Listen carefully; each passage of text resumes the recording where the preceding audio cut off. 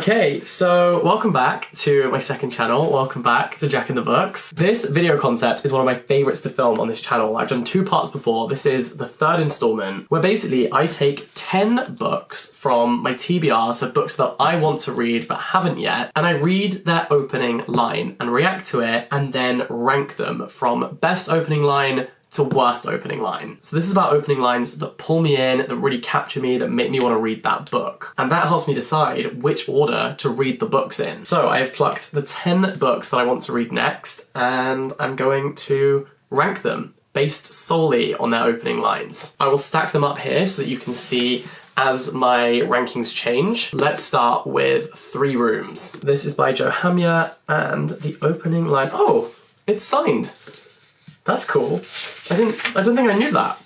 Okay, my first experience of the house was shuttling boxes through the front door. The place stood solid, and in the process of moving in, I kept leaving it. Okay, I see that obviously this is going to be a crucial setting for this book. I'm pretty sure that the book specifically takes place in 3 different locations. I thought that was okay. It's not like super eye-catching, you know, it's not like making me think I have to read this book right now. So, I mean, at the moment, it is in first and last place, because there are no competitors at the moment. So, that's something. Let's add in another book. This is Maps of Art Spectacular Bodies. And by the way, you can play along at home if you want. We can make this interactive if you comment your ranking in the comment section down below. That'd be really fun. I'd love to read those, actually. And see what captures us all differently. So, I, itch of ink, think of thing, plucked upon at her start, no bigger than a capillary, no wiser than a cantaloupe, and quite optimistic about what my life would come to look like. That is intriguing, I guess. This is a book kind of about the human body and dealing with illness, so I'm starting to get a sense of that. I feel like the writing in here could be quite special. We'll see. Okay, that at the moment is going to go in my top spot, but it's hard to tell. Sometimes the opening line really says a lot. These so far have been quite ambiguous. Okay, this one could be quite different. This is Atalanta. This is a Greek mythological retelling by Jennifer Saint, who is very wonderful at doing exactly that. And the first line of the prologue of this book is, "When I was born, they left me on the hillside. The king had given his decree. If it's a girl, expose her on the mountain. And so some unfortunate soul was dispatched from the palace with this unwanted scrap of humanity, a baby girl instead of the glorious heir the king desired."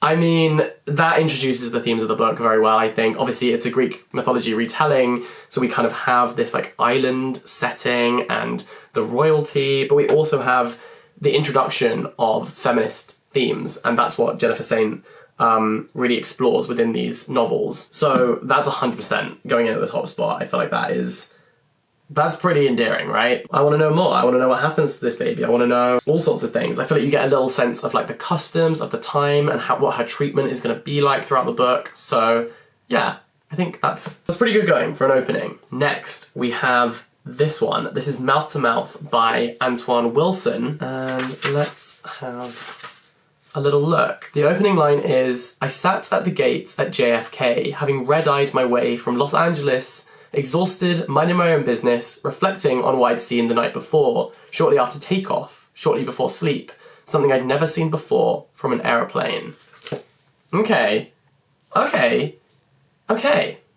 These so far have been relatively hard to compare, because again, that is very ambiguous, but I do feel like it's a little bit more of a hook than the first 2. Because immediately, obviously, I want to know, what did you see? What did you see from the aeroplane? Like, how much is there to see, you know, from an aeroplane that isn't just, like, the view from the plane window? So, I think that's going in at number 2 for right now. But who knows, we could have some absolute bangers coming right up. But before we get onto that, I just wanted to let you know that today's video is very kindly brought to you by Squarespace. Squarespace always comes in at number 1 if you are looking for a place and a platform to build your website and start your online brand. Squarespace has an amazing array of templates which are the perfect starting point, and then you can use that as a launch pad to then customize and make something entirely unique that just screams you and your brand. Making things customized are really useful because they give your audience and potential customers an insight into who you are projecting yourselves to be. And another great way you can do that on a more intimate level is by creating a blog, which Squarespace allows you to do. too. This allows you to share a little bit of behind the scenes, and you can write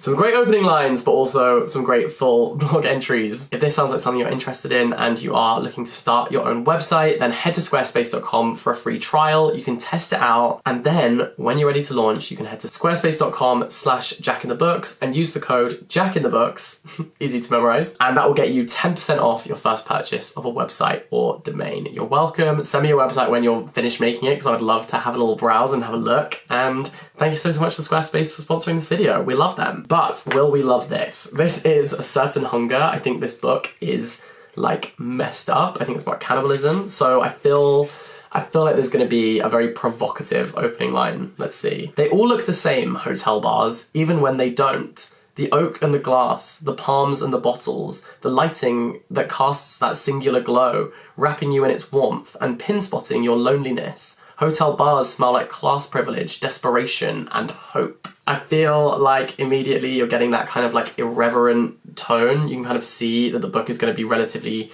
kind of cynical. Maybe there's going to be some sort of like class commentary or social, cultural commentary. The hotel bar is an interesting setting as well, especially one to kind of like analyze, because it is this kind of liminal space that people pass through. Everyone at the hotel is staying there for a different reason. Then you have the people who work there who stay the same. So I feel like that's quite interesting as a location. I'm actually going to put that in at number 2. We have a new entry up there. And now for a book that people adore. I don't know about you, but I've seen so much hype for this book. This is Babel by R.F. Kuang. I actually got to meet Rebecca in New York at a talk that she did, and it was so brilliant. I could honestly listen to her talk all day, and that's made me very, very excited to read this book. I'm looking forward to this one. So the opening line is, by the time Professor Richard Lovell found his way through Canton's narrow alleys to the faded address in his diary, the boy was the only one in the house left alive.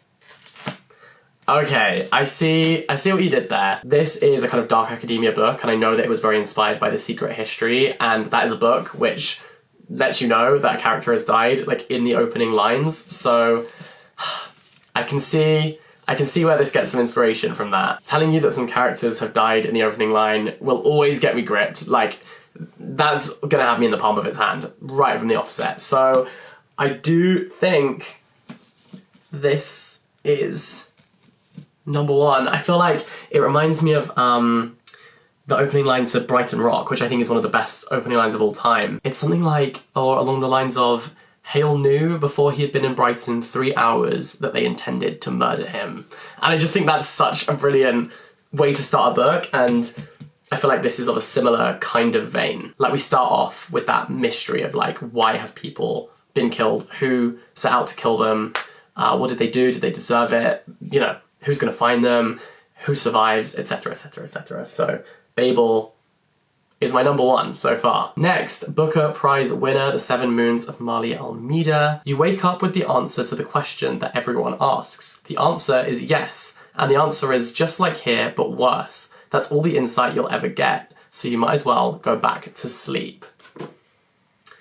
Oh, I like the tone of that. It's very like punchy, also very assertive too. I think you get a real sense of like how this book is going to go from that. And I'm pretty sure, just based on like my knowledge of the blurb and stuff, that that is about death and dying and like what it's like when you die. I might even put that in at number 2. Oh, it's like either 2 or 3. Or maybe it's 4, because I also liked A Certain Hunger. Oh no. I actually wonder whether maybe I want to put A Certain Hunger above Atalanta. And then that's my order.